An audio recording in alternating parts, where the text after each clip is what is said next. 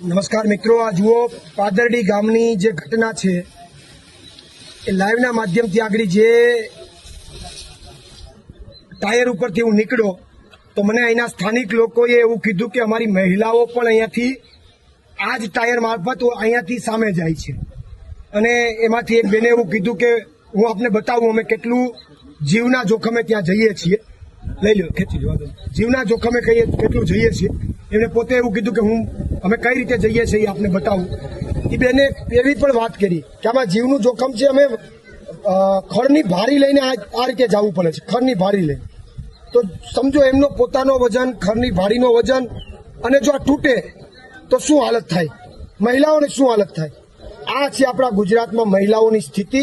મહિલા સુરક્ષાની વાત કરતી આ સરકારની અંદર આ સ્થિતિ છે. આ ઘેડની પીડા છે, આ ઘેડની વ્યથા છે, આ ઘેડની વેદના છે. બેન, આ તમારે રોજ આ રીતે સામેના ખેતરમાં આ રીતે જવું પડે? હા, રોજ.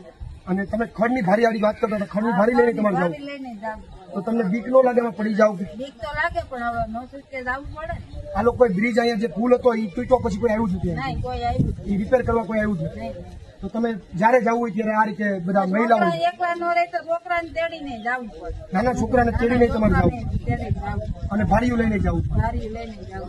સાહેબ, આનાથી મોટી વેદના કોઈ ન હોઈ શકે. નાના બાળકને તેડીને જવું પડે, ભારી લઈને જવું પડે.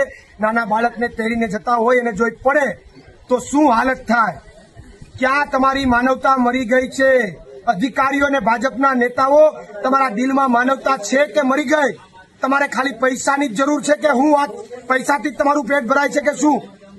આ વાત આખા ગુજરાતમાં આવી કોઈ ઘટના નહીં હોય, આખા ગુજરાતમાં. અને હું તો એમ કહું કે ગુજરાત નહીં, ભારતની અંદર આની નોંધ લેવડાવવી જોઈએ કે આ રીતે ગુજરાતના ખેડૂતો, ગુજરાતની મહિલાઓ અને ગુજરાતના બાળકો આવું જે ભયપૂર્વકનું જીવન જીવી રહ્યા છે, ગમે ત્યારે મોત આવે તો શું કરી રહ્યા છે એનો મારો સવાલ છે.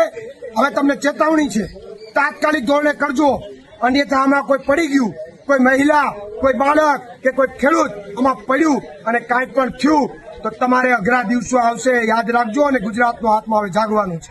પ્રવીણ રામ, પ્રદેશ ફ્રન્ટલ અધ્યક્ષ, આમ આદમી પાર્ટી.